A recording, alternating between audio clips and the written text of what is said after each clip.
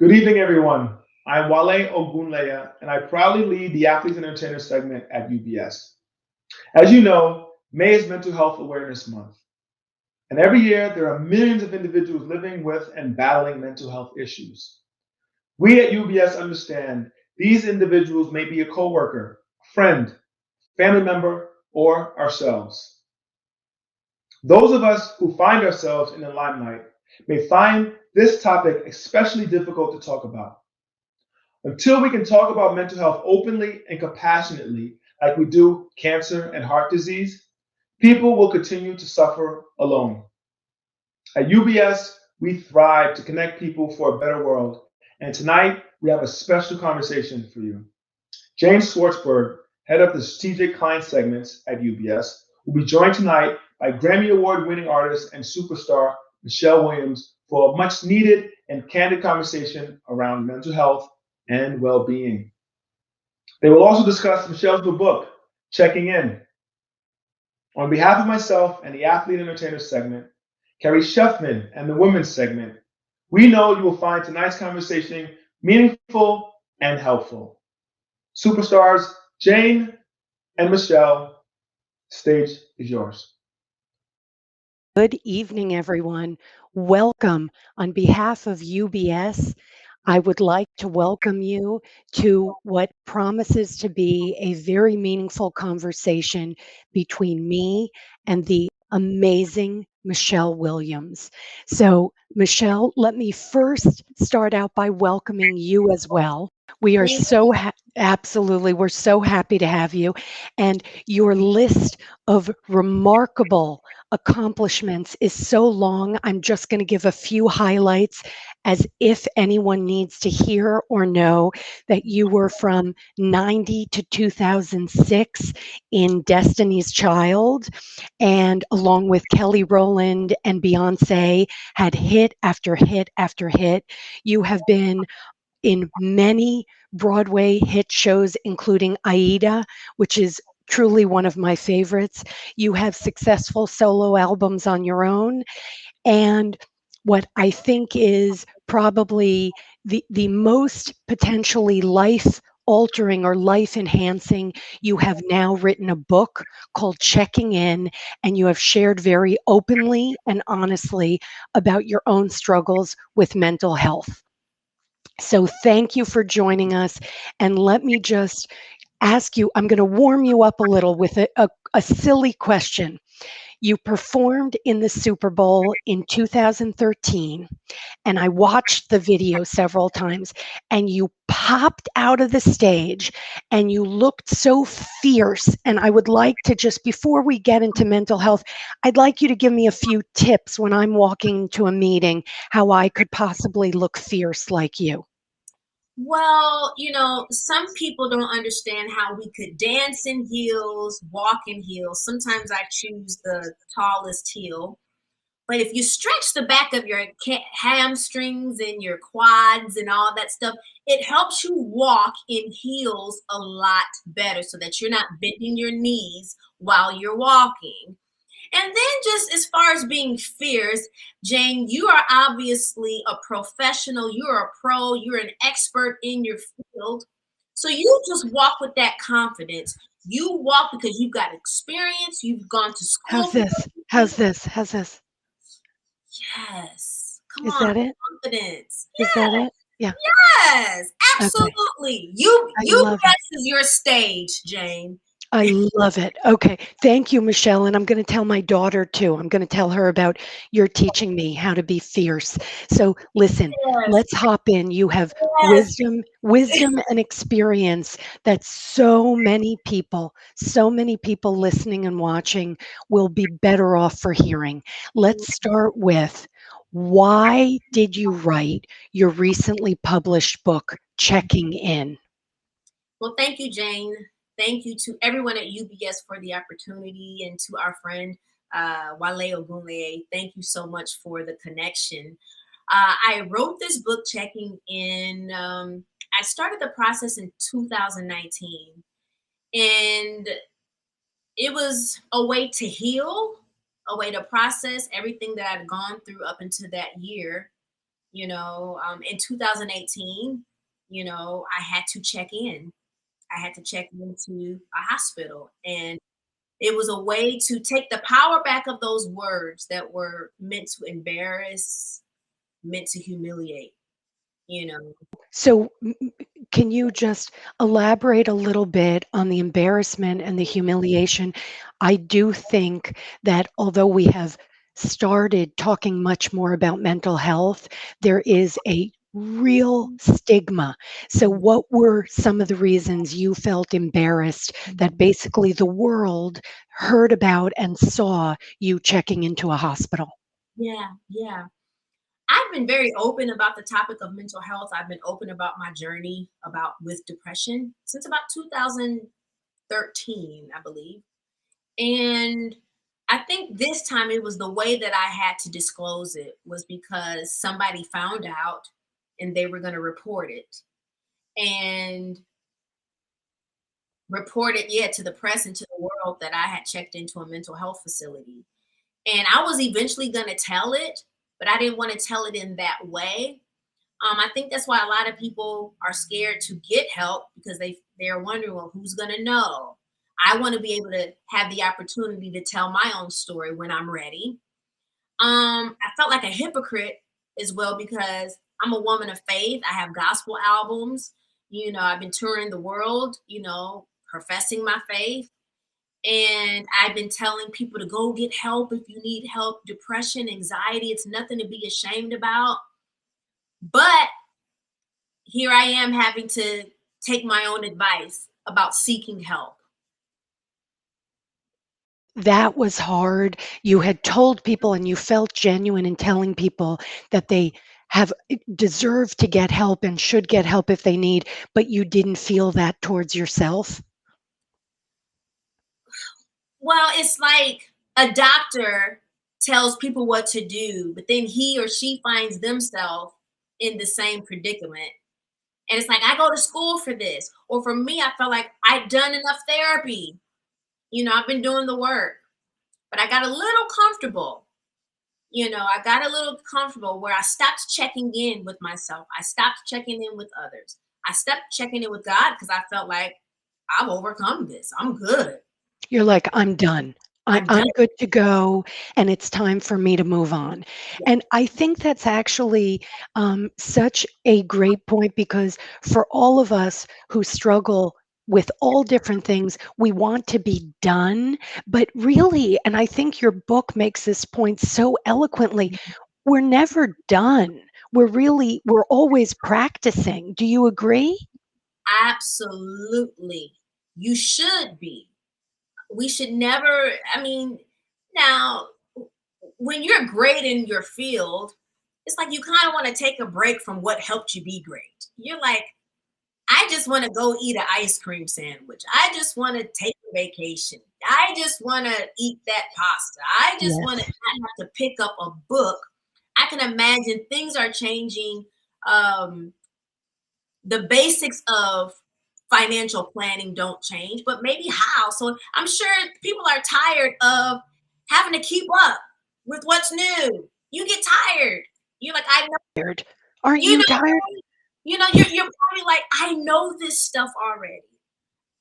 Doctors and nurses, there are certain things you have to continue to get certifications in. You have to keep taking these classes and courses, and you're tired because you're like, I went to school 8 years for this. I got to a point where I'm like, I know this stuff. I'm applying it. But I got a little comfortable and lax. And now I've been consistently doing so much work for 3 years straight. And I'm like, I don't know what I'd do or where I'd be without continuing doing the work, So, you know. do you actually 2 things. One is, I wonder if you could explain to us, we all have moments of Mhm. sadness, profound grief. Could you explain to us what how you knew that this was not sort of just moving, depression or moving sadness? And then when you talk about the work you've done, share with us some of the work that you have done to really get under these feelings and help you to heal. Yeah. Actually want to backtrack to that word grief. Um, because grief and sadness, those are natural responses to loss. We've had to grieve the way we do business. We had to grieve the way we tour. We had to grieve the way we interact with each other. That is a loss. So the sadness that follows it, the anxiety that follows it, the depression that follows it, just so you guys know, it is okay. It is a natural response, total natural response. But for me now, what it looks like is feel an unsurmountable amount of pressure as it relates to my book. But the feeling started to feel familiar. It started to feel like depression. Press, the word press is in the word depression. The word press is in the word pressure. And so it was my counselor, it was my therapist that helped me distinguish the two, that said, no, Michelle, you're not depressed. You're just feeling pressure. But had that pressure gone unchecked, it would have turned into depression. That makes a lot of sense. What about the work that you say you have really committed to? What did that what did that entail? So it entailed, I moved to Atlanta at the end of 2018, and it's been a good place for me. It doesn't move as fast as LA as it relates to the entertainment portion. Because in LA, I always felt like, well, I've got to do this meeting. I got to let people know I exist. I always felt like I had to sell myself. Here in Atlanta, I just went to church, therapy, fitness. Church, therapy, fitness. Church, therapy, fitness. To some people, consistency feels boring, right? But in order to get some results in the area of wellness, I had to be consistent in those areas. Myself, my spirituality, and checking in with others. So that's what it really looks like for me. And even checking in with myself, in order for me a couple weeks ago, I had to be aware of what I was feeling. Feel your feelings. What am I feeling? I'm feeling pressure. I have a book coming out. I want it to do well. It feels like releasing new music. Will people like it? Will people enjoy it? Will people feel the heart and the sincere place that I was in while producing this album or now this book? Starting to feel all of that. So I had to be aware. I also had to be aware and say, okay, you've eliminated the majority of everything that maybe even contributed to the depression. So you have to almost do, I was doing process of elimination, but I couldn't do that had I not been taught the steps of being self-aware, acknowledging what I feel. So ladies and gentlemen, you have to acknowledge how you feel, and you're not weak for saying, I feel overwhelmed. I feel Michelle, say that again. We all need to hear that. It is not, I truly believe you are strong to yeah, admit that you're overwhelmed or that you're not sure what to do, right? yeah, you're not weak. Being overwhelmed, sadness, fear, anxiety, those are natural responses to things going on.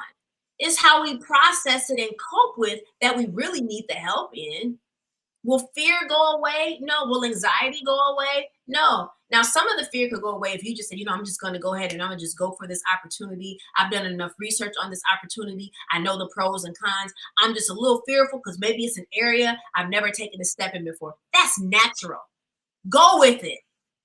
Sadness about losing a job, losing a loved one to COVID, or maybe you had to take a couple weeks off of work because maybe you got COVID yourself.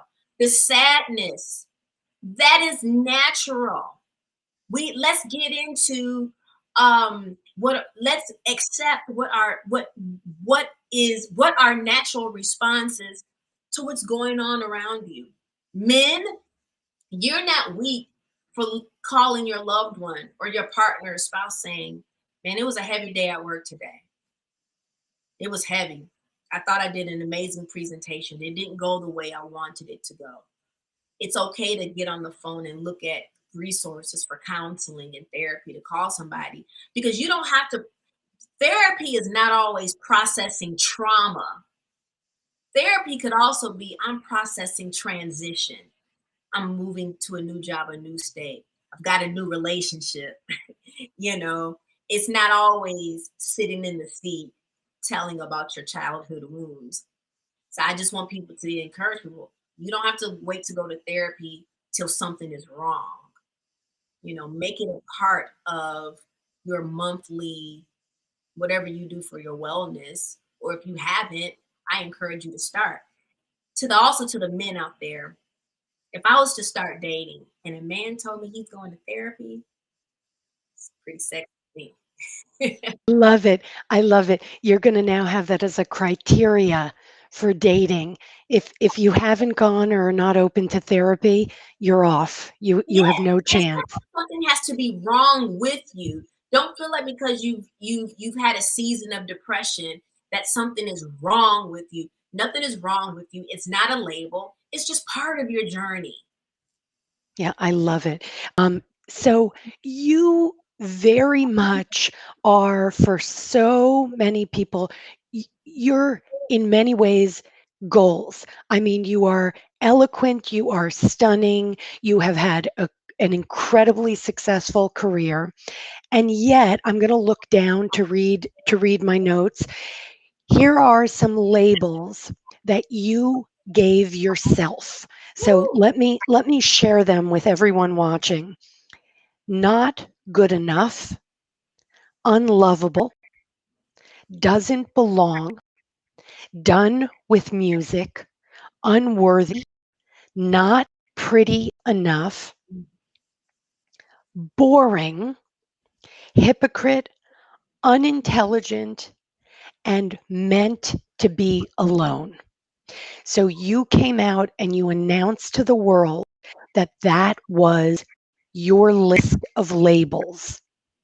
How do we reconcile what we see, the stunning, talented beauty, the intelligence, the eloquence, with that list of labels? Well, I had to realize that those were lies. I believed lies. Now, wherever y'all believe the source of those lies come from, they're totally the opposite of the source who created me does not feel that way about me. So I had to go to look to see, okay, the source does not feel that way about me. Those were lies. Okay, well, what were the root of the lies? I discovered that the root of those lies were from unmet needs, emotional needs from childhood.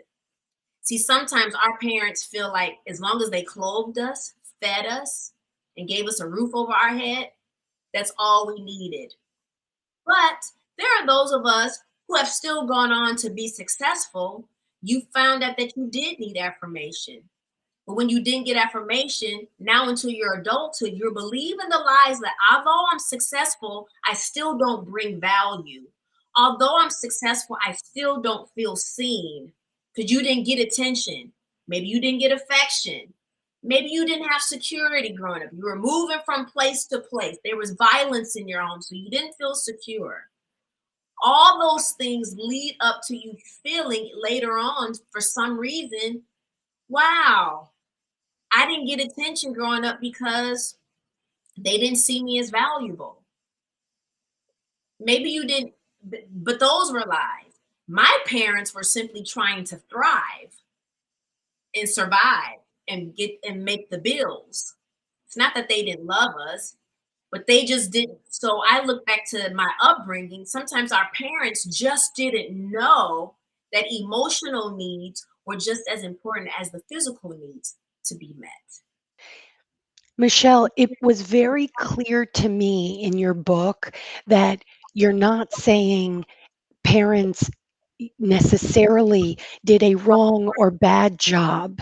They did the best that they could at the time. That's what I took away from Yeah, reading your incredible words, that we should, I mean, we all could go through a list of we wish our parents or our guardians or our grandparents had done something differently. However, they really were doing the best they could, but that maybe some of the things that impacted us, we now carry into adulthood. Is that right? absolutely. There, we let's not necessarily blame our parents. I heard my mother say out of her own mouth, she just said, "Baby, we were just doing what we knew to do." So now that I have the tools, because I've been able to get to the root of some of these things. It's like I I just respect them even more for what they had to go through. They didn't mean it, they didn't have the tools. They didn't see certain things growing up. I'm not saying it's an excuse. It doesn't excuse even certain pain that was inflicted, but it does make you say, okay, I get why. It still hurt, but it's up to me now with the tools that I have to continue healing and certain things to even let go of. I'm 41 years old now. All we can do now is just move forward. Everything can't be repaired. And if you're expecting the people who hurt you to do the repairing, no. How many, how many, and so that causes bitterness and resentment, which causes depression. How many of us have probably hurt somebody? We've moved on, and we Yep, don't realize that we hurt somebody. absolutely. And Okay. and so that is so valuable. You're saying, let's not wait for other people to repair us or to make things right. Let's, as you have named your book, let's check in. Let's do the checking in with ourselves, with our support team, with the people that nourish us, and we need to do the repairing and the healing. That's so good, Jane. Because I could Oh, I love easily it. blame other people. But in my 41 years of life, I also had to check in with me and say, you weren't so innocent either. You know, say the right thing to people. You've hurt people with your words too, you know? Yep, absolutely. And it's very hard to take an honest and objective look at ourselves and say maybe we didn't do everything right either. So listen, we just have a few more minutes. I want to ask you, here at UBS, we have a phrase called own your worth. And we Mm. use that phrase in talking about the importance of women participating in all aspects of their lives and in particular their financial lives. So we encourage women to own your worth in all ways. So that might be at work, that might be in financial planning, that might be in really understanding what's going on with your finances. And I wonder how, through all of your mental health struggles, how or did you prioritize owning your worth? Well, I have to be honest, you can almost tell how a person values themselves by who they have in their life, who they choose to do life with, who they choose to be in relationship with. And that was another thing I had to check in with myself. Uh, are you so desperate for companionship and relationship that you almost lower your value for relationship? And that was a tough thing that I had to take a look at, which it ultimately affected other areas of my life. Women, we are incredible beings. We bring life into the world. We know how to take little and multiply it and make it much, right? When you look back at your mothers, your aunts, your grandparents, your neighbors, what women have been able to do, let's own that and say, man, I'm pretty amazing. I'm pretty amazing. So I had to really, and it also helps to have a friend or two that can say, girl, do Mm. you know who you are? Look You at me. need those, You know what I'm saying? of Jane, do you know who course. you are? Women listening to this, watching this. I'm going to say it with my hand on my hip. Girl, do you know who you Love it. Love it. Absolutely. So we're gonna wrap up. I want to, before I ask you one last question, I want to tell you how much it means to me our UBS team, our clients, our team members throughout the world who are able to hear and share in your experience, your wisdom, your honesty, unbelievable integrity of your message, and to see you coming forward and saying, you know what? It's not all what it appears, and there's work to be done on all of us, and there's no shame in any of that. In fact, there is pride to be had in checking in and working on yourself. I want to tell you that it's so meaningful, and we truly can't thank you enough. Let me finish with a question, which for those listening and watching, either for themselves or someone they love who is struggling, who might not see the sun shining, who may be feeling sort of like, I really don't want to get out of bed, or the world feels like too much. From your experience, what would be one or two or three things that they could do to start checking in? I just want to tell you that it does get better. If you can just focus on now, on the now, today. You know, I know what it's like to lay in the bed for weeks and only get up to use the bathroom. But I started to do things like, okay, not only, okay, glad you used the bathroom. Now pick up the toothbrush, brush your teeth. Even if you got to get back in the bed. Okay, now I've gone from that. Okay, get in the shower.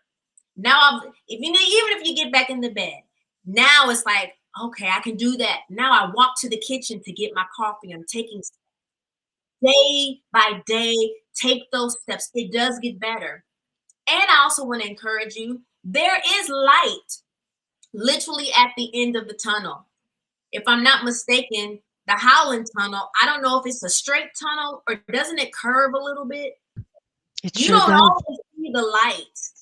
But if you keep going, go around that curve, you're going to see some light. I don't care if you got to crawl to the light. Don't give up. Do not succumb to those lies in your head that you tell to yourself. The only truth I want you to know is that there is light. I know what it's like to say, you know what? I've had a good life. I'm done with it. Because there is more. Michelle, truly, you bring me to tears with gratitude and with hearing your inspirational words. On behalf of UBS, the Client Segments Group, Athletes and Entertainers, and our Women's segment, I want to very profoundly tell you how much it means to hear from you. And I encourage everyone listening to pick up a copy of Michelle's book, Checking In. And there is so much to be learned. I marked it up. I put folds in the pages, and I have gone back to it several times. Michelle, thank you. Thank you for sharing with us. And we look forward to seeing you and speaking to you again very soon. Absolutely. Blessings and strength to everyone. It's been an honor. It's been humbling to be here today. And I hope to get to you guys in person. I want to sign some books in person. Yes, we'd Thank you. love it. I We'd appreciate love it. Bye. Be well.